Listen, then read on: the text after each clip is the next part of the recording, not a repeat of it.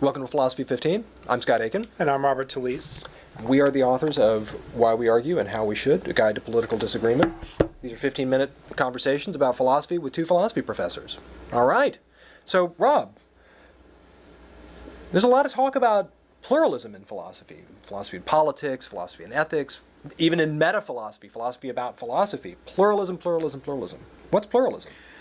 That's a good, you would think that it would be an easier question to answer. Yeah, because everyone calls themselves pluralists. So right. many.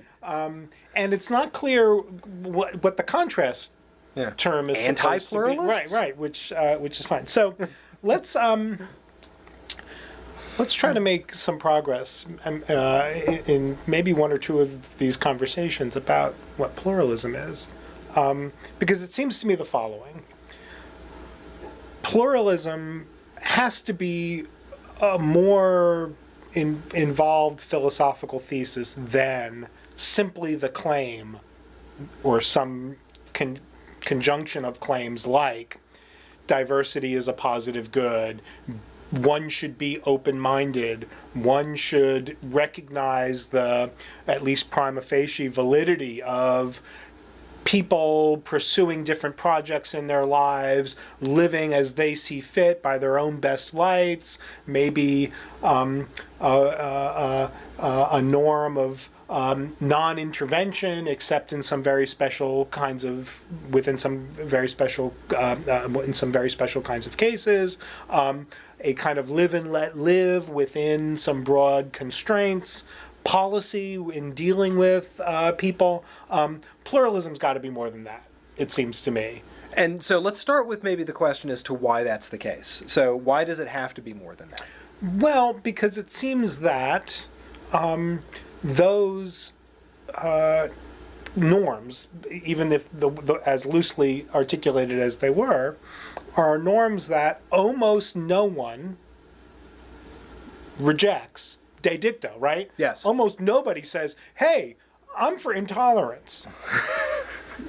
Right? I'm for being dogmatic. Yeah, right. That is, I'm for closed-mindedness. Nobody, almost nobody would reject the injunction, be open-minded. Yeah. Almost nobody. Unnecessary intervention. Yeah. Almost nobody would reject the norm of being tolerant.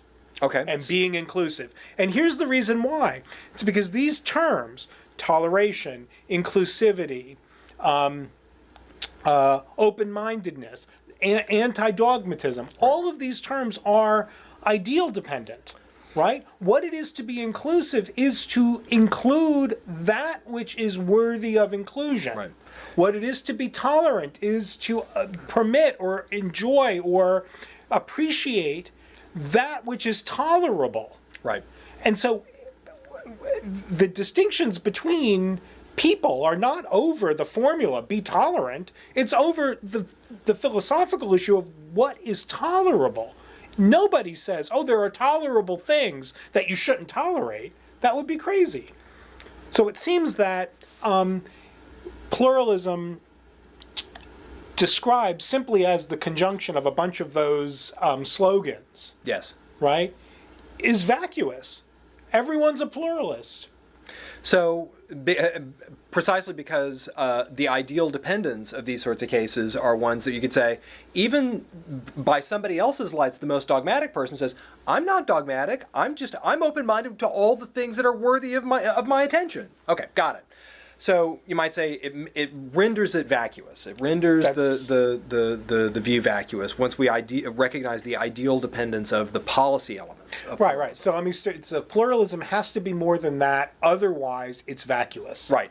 And insofar as we think that someone calling themselves a pluralist or invoking pluralism as something that would make a difference in what we're doing, if we're going to be pluralists, we need to do this and not that. Right. Okay, gotcha. So it looks like pluralism needs to have some sort of more robust set of claims, maybe about the nature of value or nature of inquiry.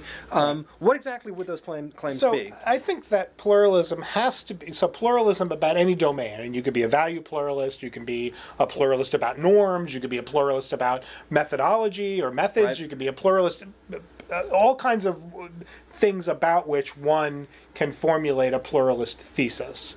I think that a pluralist thesis has to involve irreducible manyness of whatever the domain is. It's an irreducibility claim. Right. It looks as if you're a pluralist, let's just say about value, because that's the place to start. That's the place to start. Yeah. If you're a pluralist about value, you're not just saying, again, the nearly vacuous things. Oh, people value different stuff. Nobody denies that. Nor are you saying there are many things that are good. Right. No one denies that. So let's hang a little bit more meat on it. So it looks like in cases where you've got disagreements about values or conflicts between values, lots of people who are monists, right, who thinks that there's values one big thing or just one thing, think that there are rational ways to resolve these disagreements. That what you do is you look at these disagreements and you look at it through, for example, a utilitarian calculus. And we are able to see what the right decision is in these sorts of cases. So some folks, so you might say, it looks like there's a kind of meta view about the nature of value that is necessary there, that we need, right? For pluralism. For pluralism, yeah, right, yeah, right. So okay. it looks like whatever pluralism is, it's got to be a second order view. It's a view about the nature of the objects in its domain. Right. It's not an assertion of that something is of value. It's an assertion about value. Right. And it's about the conflict of values, right? Well, if you're a pluralist, it's about the conflict of values. If you're a monist, you don't mean the same thing by the word conflict. Right. You might say conflict is always apparent or temporally bound. You have a decision to make, right? Or something like that. Right. The value pluralist claims that there are conflicts proper. Right. Among values, not merely conflicts among perceived values, not merely indeterminacies about how to resolve disagreements about value. The value pluralist, it seems to me, has to claim that there are at least two values such that those two values are, under certain circumstances, inconsistent with each other. Yes. In a way that's not, and the inconsistency is not rationally resolvable. And it's not a contingent. It's non-contingent. It's not contingent Right. that they're in conflict. Right. You'd say something like, if you just had a longer life, or the world was just a bigger place, or we just had more stuff, Right. they would be mutually instantiable. That's it's right. that no, they are by necessity. There's because of no contingent feature of the world. These are mutually exclusive values. That's right. So Okay. let's fill that out. Right. So it looks as if values. the pluralist has to say not only that there are irreducible conflicts among values, Right. as such, that are necessary, non-contingent, all the rest, but, and here's the thought, here's the possible one thought too many for the pluralist, right? Yes. Because the pluralist then has to say, but the conflicts are such that the pursuit of one such value involves a loss of the other. Right. Right? So here's the kind of puzzling thought.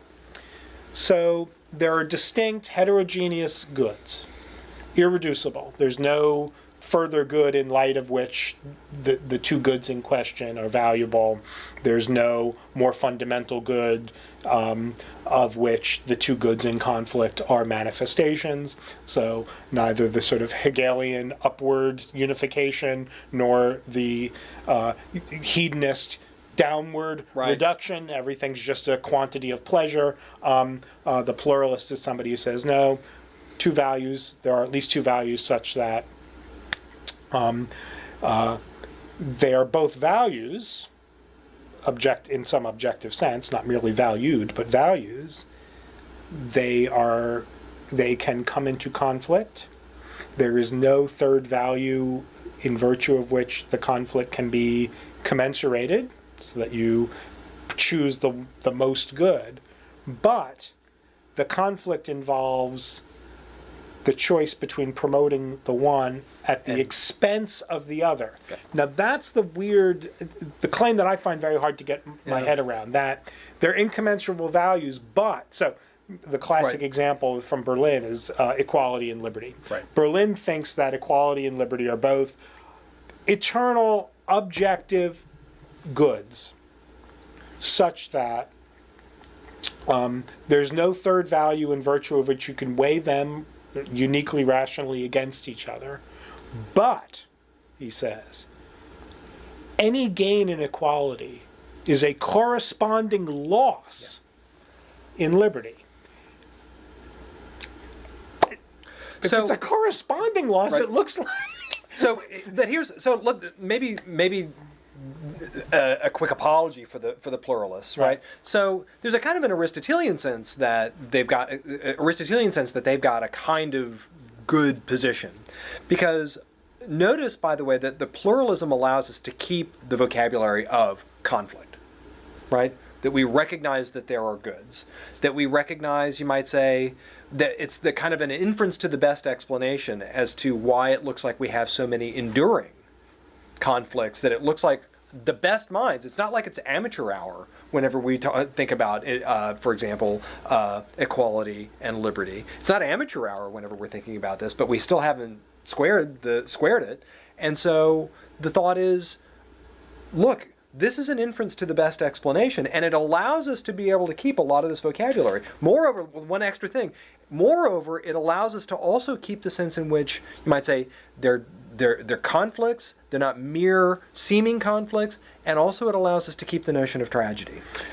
And so it looks like this notion of loss that's part of it, it looks like pluralism allows us to keep all that vocabulary and to save some appearances. I don't think so. The 2 points are well placed, but I think ultimately the 2 points you just made, that it allows us to save the appearance of conflict and permits tragedy. I don't Yes. think that those are consistent in the following sense. Oh, okay. The value pluralist, I don't think, is able to make sense of all of the effort that goes into trying to square the circle. Right. There's going to be The a kind value of Sisyphean task it's element all to it. a waste of time. Perhaps much, maybe some, all of the moral questions over which we, as a tradition of philosophers, we as a community of people committed to liberty and equality, we as individual moral agents, a lot of our attempt to think through, to resolve, to work at moral conflict is a waste. Right. Because when we're doing that, we're trying to square the circle. We're trying to do something that it's not possible to do. So it looks as if, you're right, the value pluralist gets to say, oh, I'm the one in the room who's able to recognize moral conflicts as not errors, right? Right. It's not that conflict is a sign of error, as it would be, or some kind of limitation, as it would be for the utilitarian. That the attempt to rationally resolve it That's right. is the error. The Yeah. attempt to rationally resolve it is the error, and I don't think we can... Yeah. That looks like it buys defeat too early. It looks like once you admit tragedy in the value pluralist sense, then the effort to resolve moral conflict it's all tragedy all the time. We'll stop there.